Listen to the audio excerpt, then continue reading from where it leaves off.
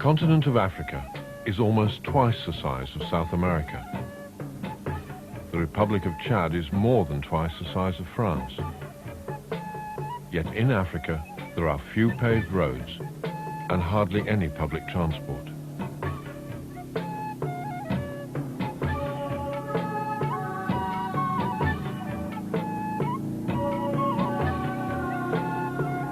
After 100 years of the internal combustion engined automobile, the list of vehicle makes and models suitable for use in Africa is short and select.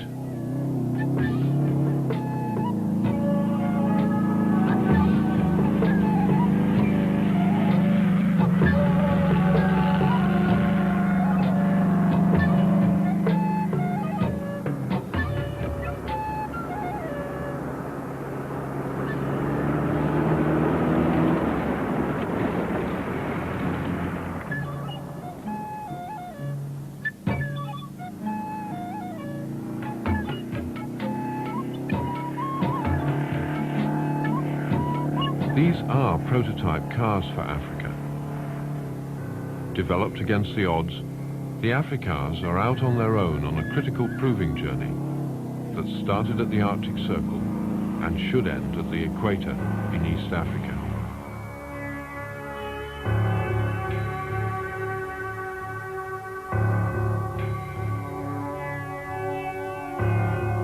In the Sahara, unlike many of the production vehicles in the desert, the Africars did not break their main chassis or frames, suggesting that the plywood and resin structure may be more durable than steel. After delays in entering Tunisia, Algeria and Niger, the Africars have now reached Niamey, capital of Niger, to find that the Nigerian border is closed, not just to Africars, but to the world. Thus, the original route via Kano to the Cameroon Republic and the Central African Republic and on to Nairobi has had to be abandoned.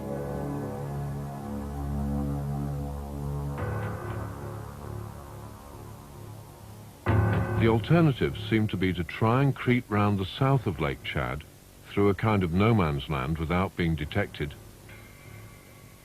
or to take a route north of the lake, across the end of the massive dunes of the Great Erg of Bilma to N'Djamena, capital of Chad, and then south to the Central African Republic. This route is through the middle of a war in Chad between factions backed on the one side by Libya and on the other side by France.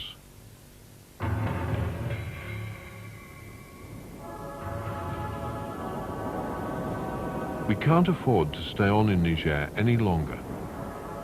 We've already spent more than a month exploring methods of escape.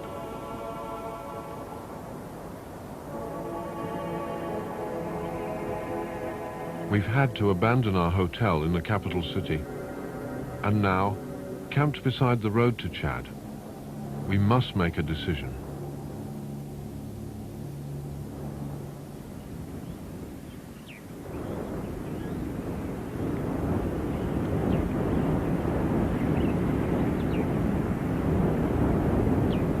We had started from England as a group of 6.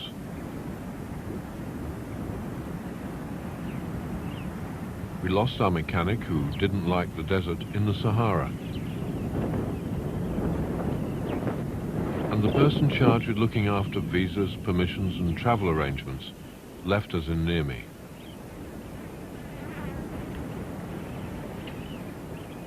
In the Sahara, we had met Thomas Marks. He abandoned his Toyota and agreed to come with us to Nairobi as replacement mechanic and driver of the 6-wheeler. My responsibility is to get us on the move again and see that we reach Nairobi safely. Carolyn Hicks is troubleshooter and now has the prospect of driving the 4-wheeled wagon on her own the 6,000 kilometers to Nairobi. Liza Meller is our cook, making do with what can be found in the Sahel and what we can afford. She is also main driver of the pickup. Charles Best is our photographer. He completes the pickup crew. Good morning.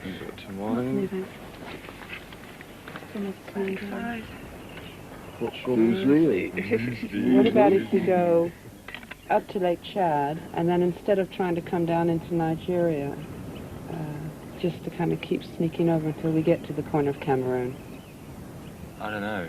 Seems like, you know, if Nigeria's closed, Africa's closed, and I can't imagine us getting through by Lake Chad without somebody spotting us, not in a military area. You know, there's always going to be somebody peering through a pair of binoculars wondering what you're doing. The advantage of that is that if we had a problem there, there is a sort of theory about deporting people, that you send them the shortest way out of the country, and so it's possible we could be deported into Cameroon. Yeah, then if the Cameroon border is closed, what happens then? Well, that I think is strictly rumour at the moment. I mean, I don't see why. Yeah, I heard from Swiss in the Grand Hotel in Niamey that they have waited about 2 weeks to go into Cameroon. From Nigeria? From Nigeria. And they didn't get a visa because the border was closed. And then the border from Nigeria was closed, so they had to stay another 2 weeks in Nigeria. And afterwards, with a lot of trouble, they got out. Anyway, we have to give it a try, because otherwise there's hardly any alternatives left. We could possibly go right round Lake Chad, through Chad, if we can get permission to do that. You have very big dunes over there. And I don't know if the Africars can manage it. And is there a piste, please? Yeah, but it's unmarked. It's an unmarked piste along the big dunes. And the orientation, you have only the lake, and sometimes you have to pass very long way away from the lake. And it's very difficult. What about the political situation in Chad? Is that all right now? Well, it seems to be calm. I think the Libyans and the French have a kind of truce. The Libyans said that they would go if the French went, and the French said they were ready to go in 24 hours, and that was the last I heard about it. The other alternatives are almost unthinkable. I mean, well, one of them, of course, is just to wait until the border opens, which, you know, might be a week, it might be 6 months, it might be 5 years. Or we could possibly go down through Benin and take a boat to Douala in Cameroon. One thing about the rumors is hardly any of them that we've ever heard have actually been accurate. So it's, you really have to go in there and find out. Yes, you just have to travel, hopefully, and try and get information right on the spot and follow our instincts, really. You can put just a little bit more in there. Then we should get off, I think. It's getting hot now. It's once again a nice day.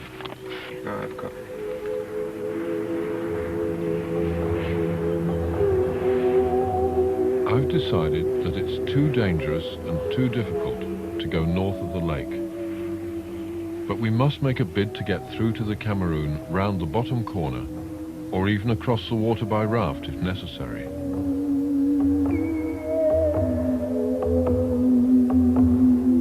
As we approached Difa, the town from which we hoped to creep through the corner of Nigeria, we met Marcel, a Frenchman travelling on his own in an aged 404 Peugeot. He explained that he'd already tried to get through at Difa, but after being given permission to leave Niger, was stopped by the Nigerians. Difa, c'est pas possible. C'est pas possible, c'est fermé. Jusqu'au 26, c'est-à-dire dans 3 jours. Marcel was convinced that the border would be open by the 26th of May, in just 3 days. Non, c'est de la latérite. C'est-à-dire, s'il pleut, c'est fait comme... He told us that we couldn't cross close to the lake without being detected, and that if it rained, the track there would become like ice and be completely impassable. M'a donné l'autorisation d'aller jusque sur le territoire du Nigeria. The Nigerians hadn't given him any trouble, but they told him that the information about the border he'd been given in Paris was for Paris and not for Nigeria itself. Le territoire était libre depuis le 6. Il me dit oui, c'était officiel. Enfin, officiellement pour l'Europe, mais sur le terrain, c'est pas la même chose.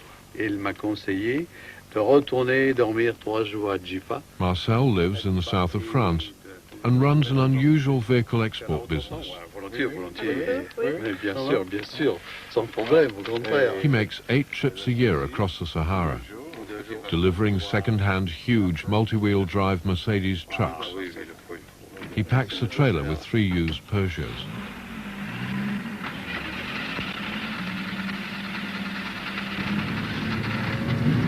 Eight Saharan crossings a year suggested that he might know something that we didn't.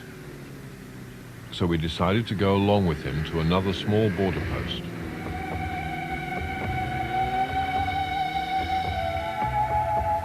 We intended to find a tree close to the frontier to wait under for another 3 or 4 days.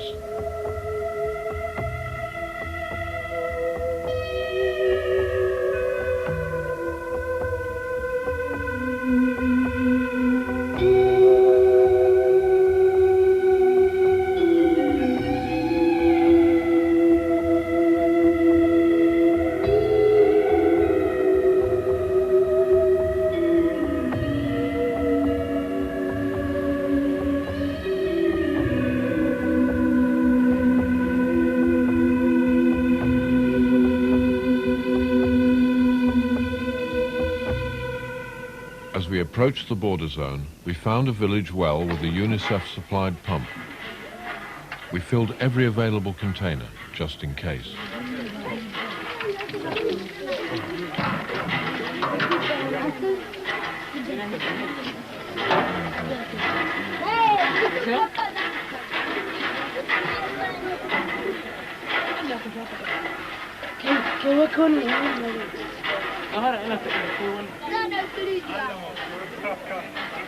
Marcel.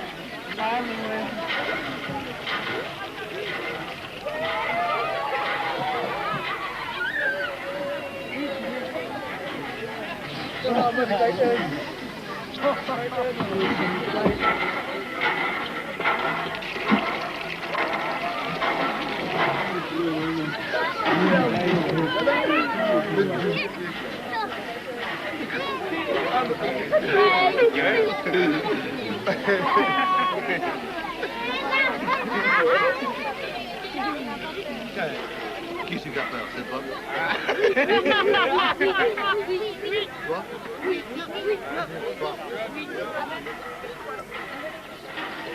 Toi? Non, non, pas lui.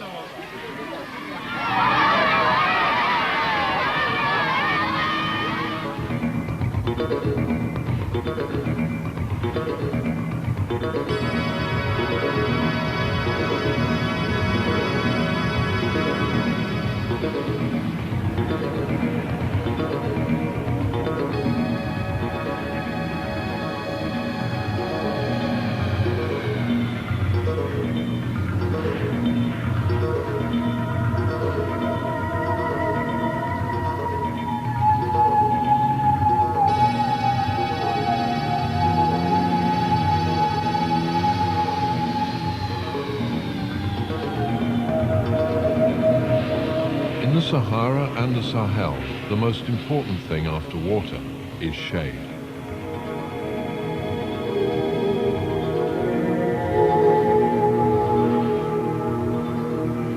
Carolyn went to look for a tree large enough to accommodate the 6 of us and the 4 vehicles.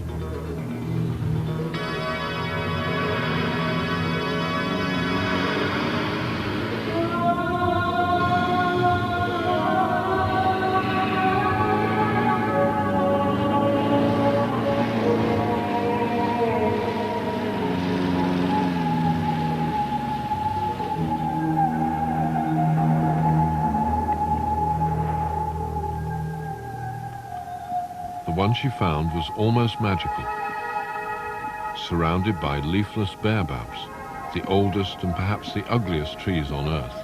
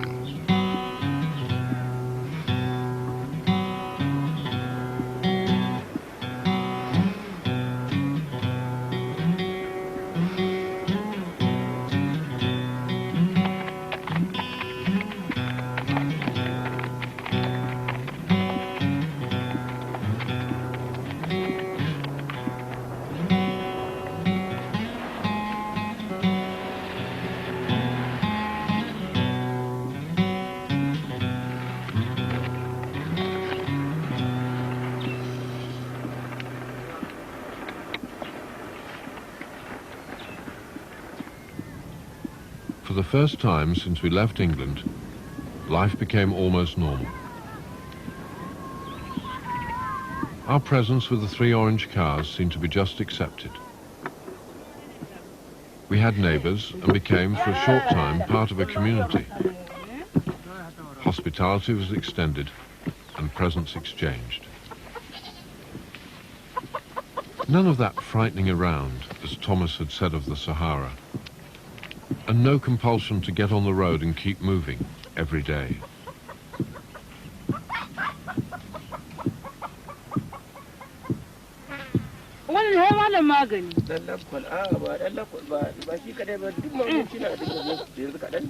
Yo, ya sa wani suke faɗi? Oh, ni da nake hana da magani. Yo, yanzu sarki zakar ban yanzu kuma zaki.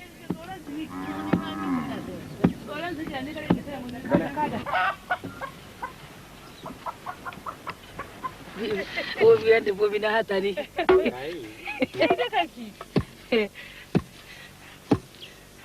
Oi, garba da ki do ya.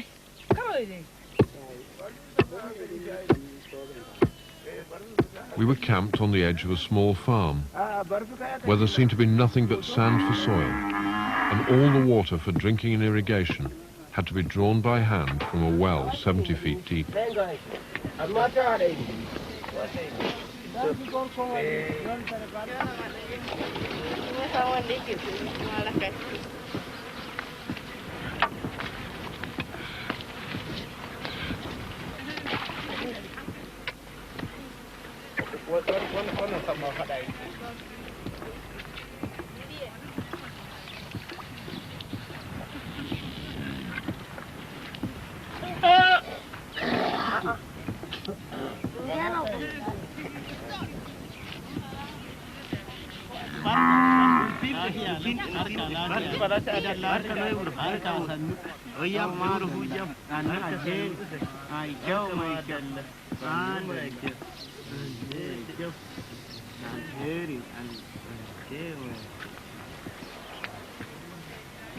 Vamos har gaba muna da sahin wani wuri.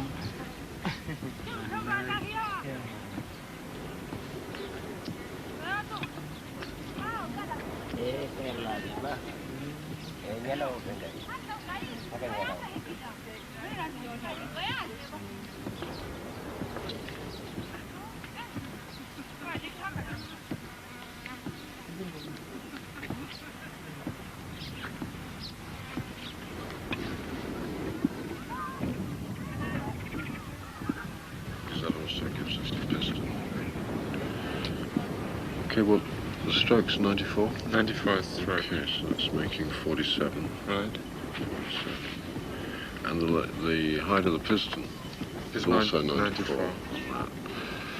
So we can... Some tea. Hey, thanks, Liza. Thomas and I had hours to spend bouncing ideas around for the 2 undeveloped Africar components, the engine and the gearbox. It's very easy to end up with clearance. The further we'd travelled, the clearer and more individual the requirements for these parts have become. With the border to Nigeria, the nearest oil-producing country, closed, fuel was getting scarce in Niger. Our tanks were almost empty after the 1,200-kilometre run from Niamey. The bush telegraph worked well, and 400 litres arrived at 2 o'clock in the morning, carried in 40-litre containers on the heads of a seemingly endless line of porters. Price competitive and source unknown.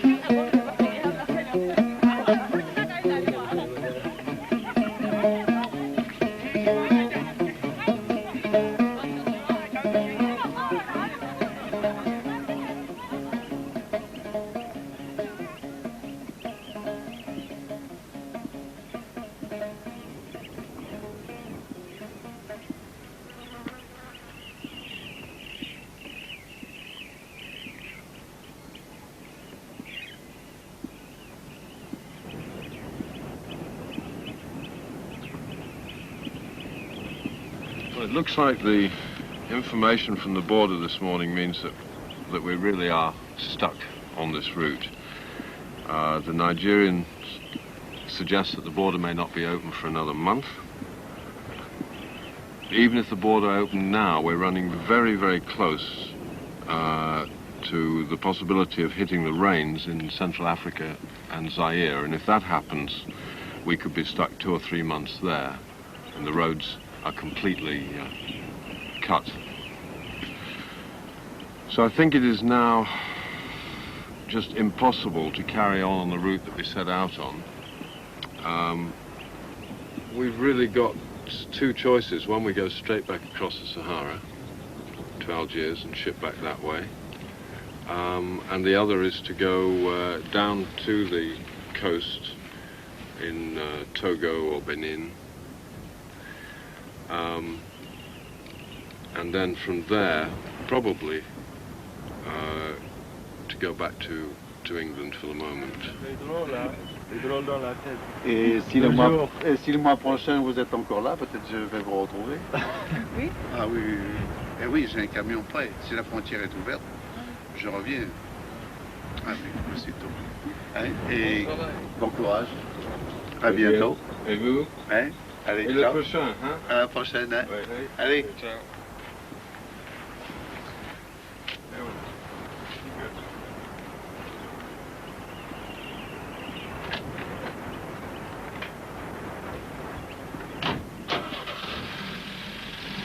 Hey, bonne route. Bonne route, là.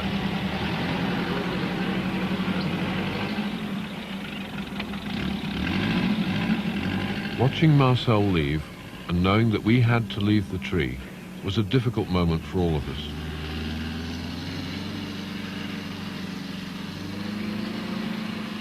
With little prospect of getting on the road again, at least in the right direction, it seemed perverse to leave so friendly, comfortable and secure a place.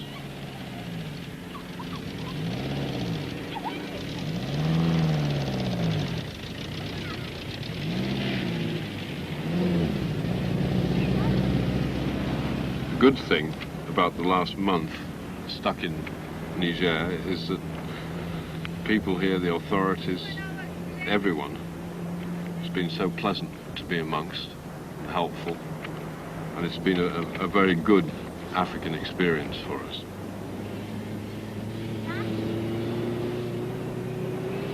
It's a curious thing that in 1984, it's not only in Africa, all over the world, it's no longer possible to travel overland between major centres. Today, to make the same trip that Marco Polo made from Venice to China would be completely impossible. Right now, you cannot get from North Africa to Southern Africa. The Sudan is blocked completely with a civil war and you can't get visas. The Nigerian border is blocked, and with the Nigerian border blocked, you simply can't get from West Africa into Central Africa. The same thing's happening in Central America. And it really is a curious thing that in the age of communication, computers, aeroplanes, when in theory the world has become a much smaller place, if you want to travel overland, it's become not just a bigger place, it's become a place where you cannot travel. The rest of the group were not at all pleased at the prospect of failing to reach the Equator and East Africa. And optimistically, I still presumed that if we succeeded in completing the trip, doing what we said we could do with the Africars, the financial pressure might ease.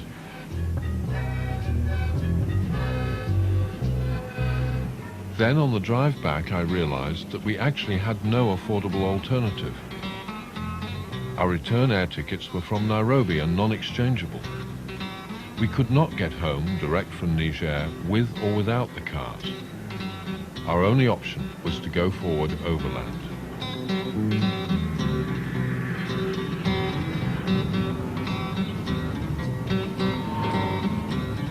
By now we'd learned that even if we wanted to risk going north of Lake Chad, we'd still have to make a 2,400-kilometer round trip to the capital to get permission to leave Niger through a military restricted area. So we've all agreed to get the required permit in Niamey and head for Chad. War or no war, big dunes, rainy season and all. The Africars may only be prototypes, but they've been designed to cope with all African conditions, and cope they better have.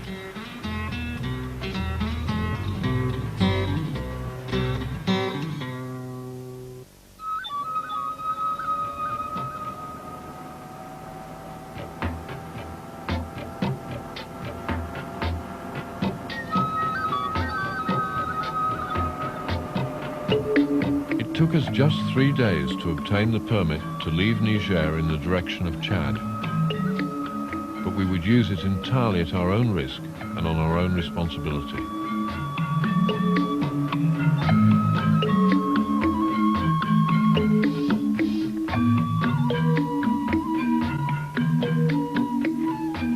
Now we're navigating by compass and following occasional random tracks. We have no visas for Chad and have seen no sign of a frontier, which is just as well, as Charles has lost his passport. The main thing is we're moving again and at speed.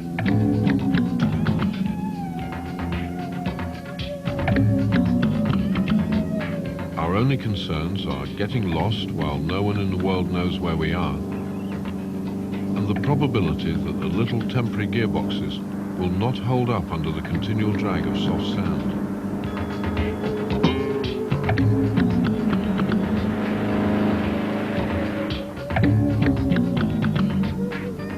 The Sahara was just a practice run for this.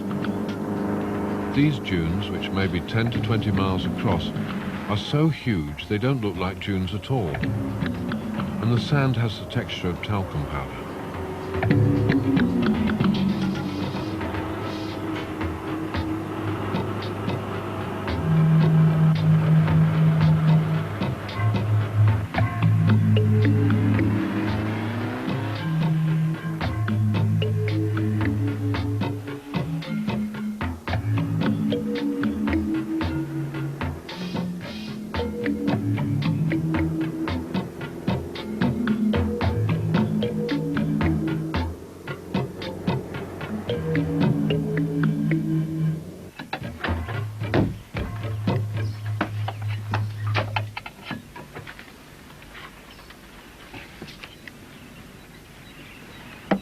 Cross the border into Chad. The signs aren't exactly encouraging, and we're starting to get punctures from very large thorns. We're also driving through what until very recently has been a war zone in the war between the northern and southern factions in Chad, but it all seems to be very calm. The route that we're taking is not the normal route which goes way north of the lake, but we're crossing directly what used to be the northern edge of the lake, but the waters now have receded.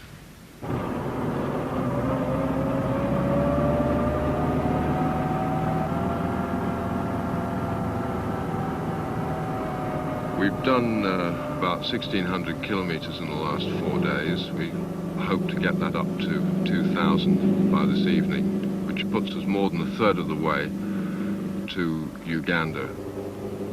This route is a little uncertain, and we just have to proceed as an act of faith. We do know that the route's going east, and that's the direction in which we need to go.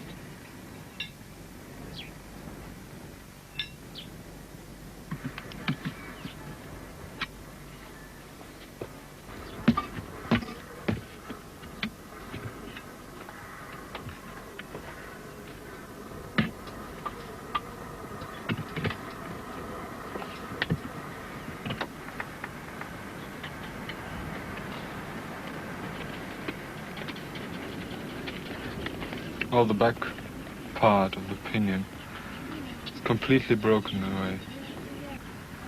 It's amazing that this gearbox is running with a pinion like this. It was an incredible sound inside the car, but it was running. And well, it climbed a few hills, didn't it? yeah, very bad hills, soft dune hills, and it climbed it. We're getting a little bit tired of rebuilding these small gearboxes.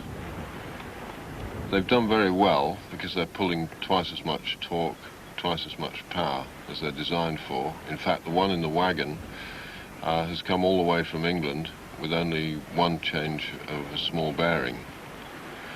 But with the six-wheeler and the pickup, we've now changed gearboxes about 5 times, and it's becoming quite difficult to do this in the desert. It's just a means that we use at the moment while we're waiting for our own box to be ready. It's just a means to make the car go. But now we have no option but to settle down once more under a tree in the desert and get ourselves mobile again.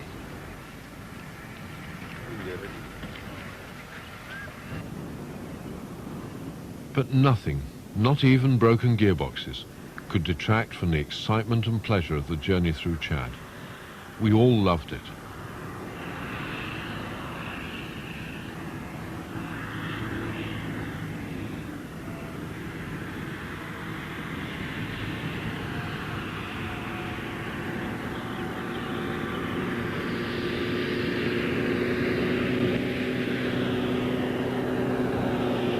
There was no way we could have tested in England for these conditions.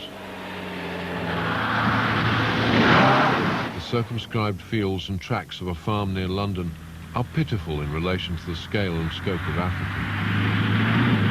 Still, a bump or a wump is the same in Europe or Africa. And it was good to feel the security of our suspension development from the nose-down landings of the first prototype to the flat controlled ride in Chad of the later cars.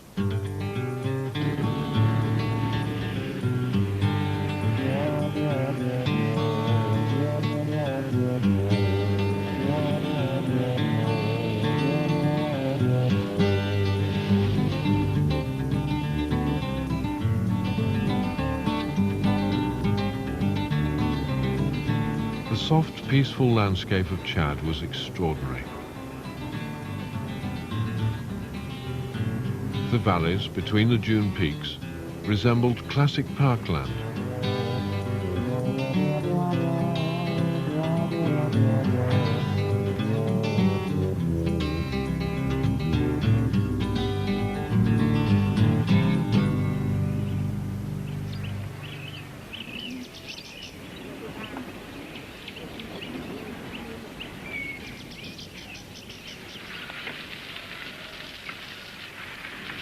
Here, Bonjour.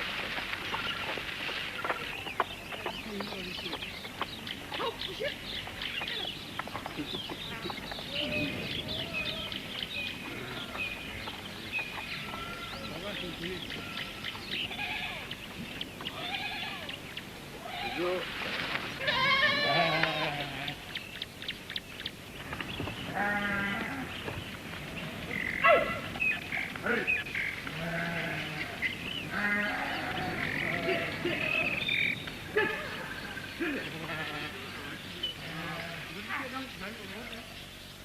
There were no problems for us in the shell-battered capital of Chad and N'Djamena. We were welcomed with a few raised eyebrows as tourists, given visas in half an hour, and had no difficulty with the missing passport.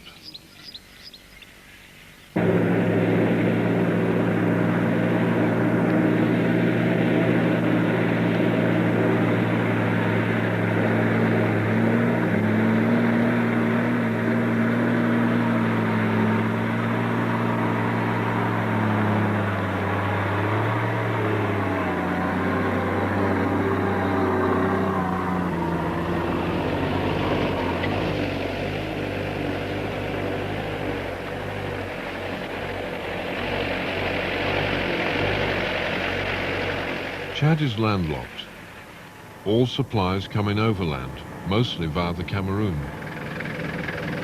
We're heading south on one of the two main supply roads.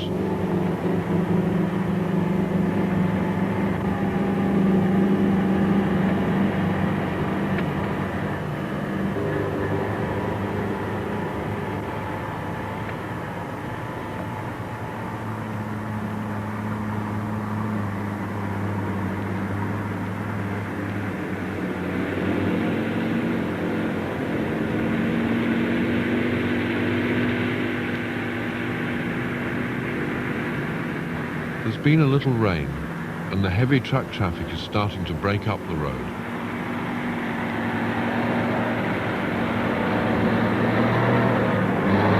If the rains continue, the road will become impassable for most vehicles.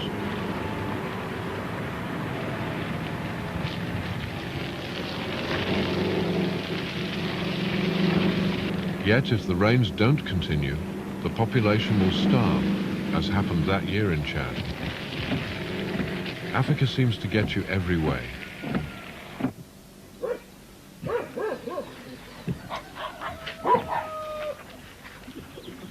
In southern Chad, skirmishes left over from the war were still quite frequent. We were invited into the security of villages at night.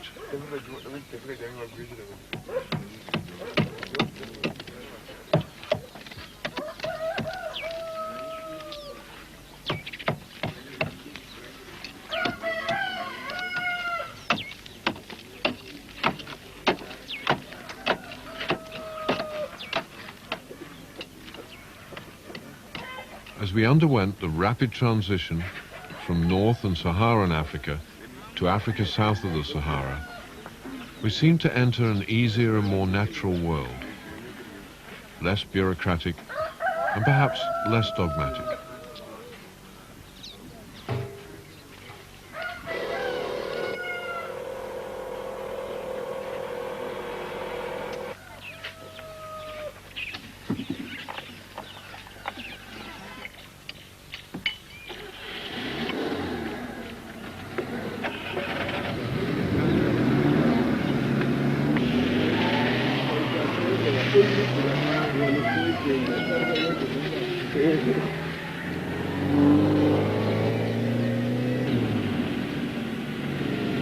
We've crossed the border into the Central African Republic.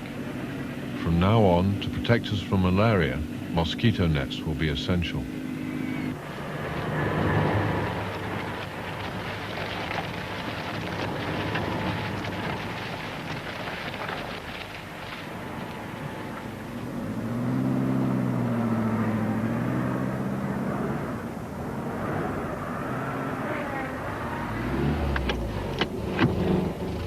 The roads through Central Africa are of laterite, a hard red iron ore-based clay that makes a good durable surface when maintained.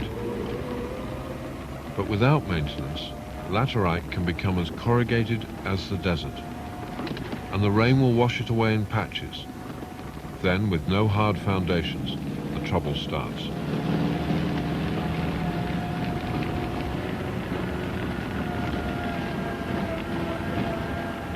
On our route, this is the beginning of the equatorial forest. Africars are built from wood to reduce capital costs, corrosion and weight, and to reduce dramatically the amount of energy used in vehicle construction.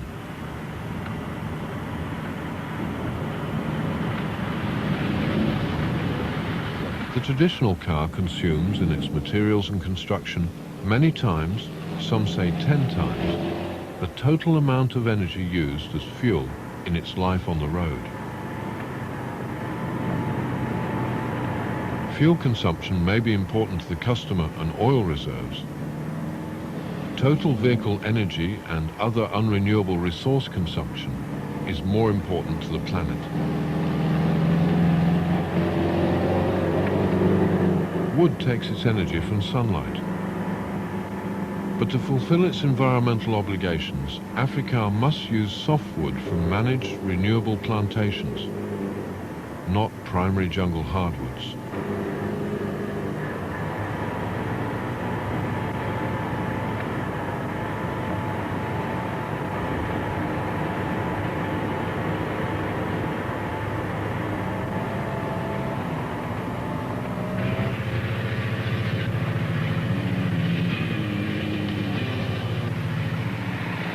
folks first came out, they came out in 1921, and I was born here, and I've been here till I was 15 years old, and then came back 10 years later as a missionary, and been here ever since.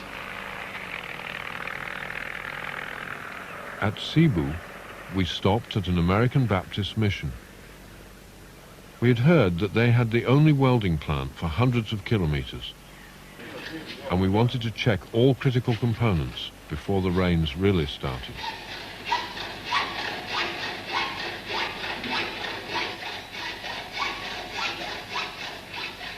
The first vehicles I can remember out here were, during the early days, they were wood burning that used charcoal. Used charcoal and run up and down the roads to make gas. This used to be the economic center of the country. Everything that went to the Chad and went everywhere else in the country came to Cebu by canoe up the river, and then it spread out from here to the whole country. Then when they came in the 40s with these big semis, then the maintenance became quite a problem. But until the roads are really raised up above the level of the land, wet season is still a terrible time to get around. Vern, what do you find are the things which are really essential to a vehicle?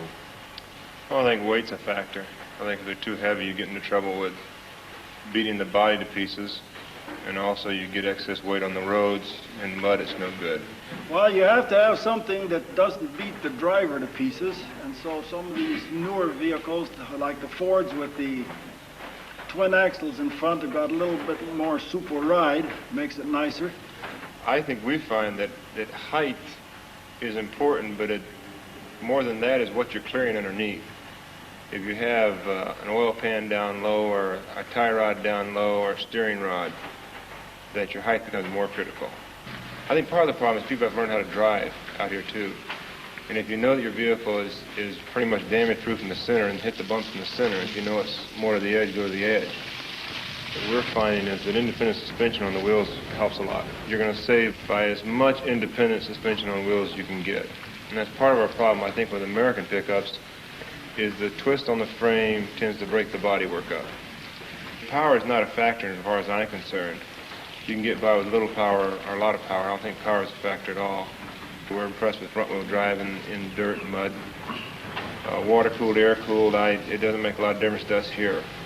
It might make a difference to somebody with more remote. Do you find that the vehicles are getting better or worse for your use? Worse. The tin gets thinner. The body metal is getting so thin. Some of the ones we're finding, American ones, have inner fenders made out of plastic. Yeah, I sometimes think that in Detroit and other places, they presume the whole world is covered in tarmac these days. Yes, that's true.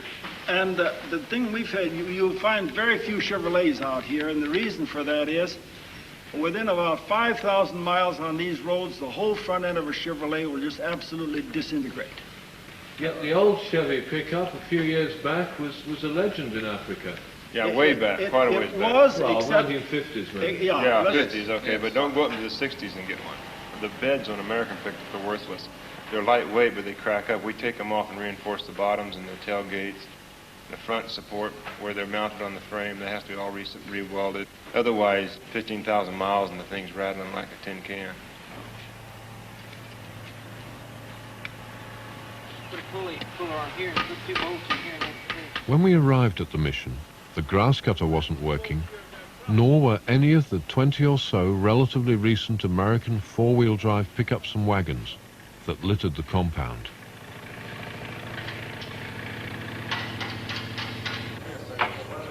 We also had our own problems.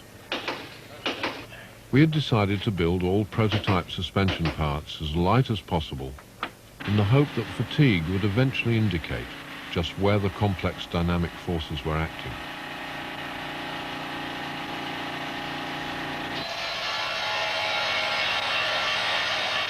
After 25,000 kilometers, the policy has started to work.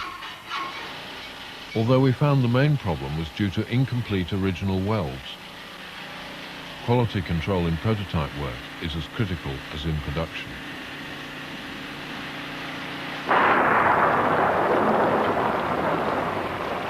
At the mission, the rains broke.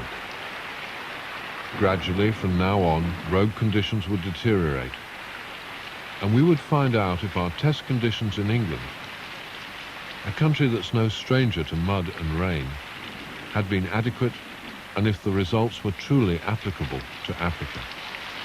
This is more like it, a bit more like Tanzania in the rainy season. That's wet. A bit and impressive. Deep. Ground clearance okay. Not touching the bottom. Not, well, just touching the bottom. Just kissing the bottom, yeah. This is the old Roman road from London to Bath. It really does fit the ruts in exactly the way we intended.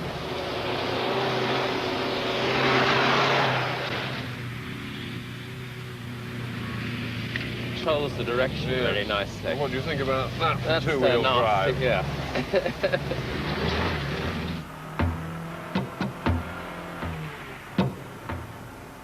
We don't really expect a problem until we reach Zaire.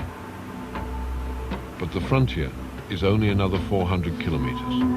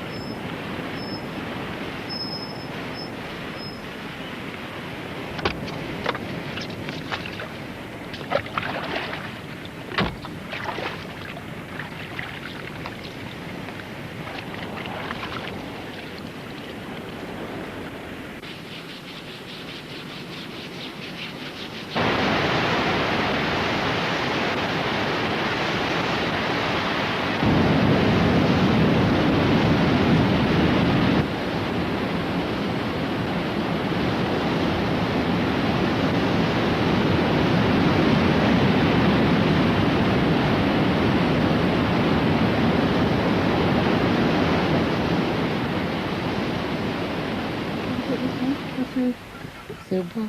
Oui, c'est bon. C'est vrai, faut ça en bas.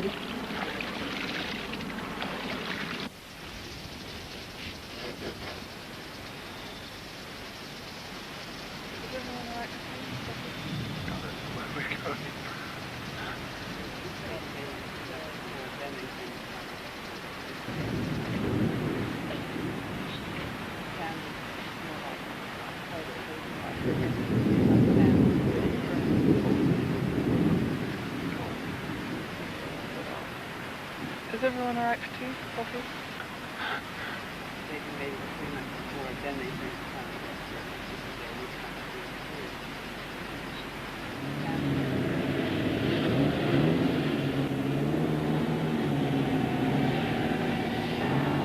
Washed and polished, well fed and relaxed, and with the cars in good shape, we drive off on the good laterite road to Bongassou.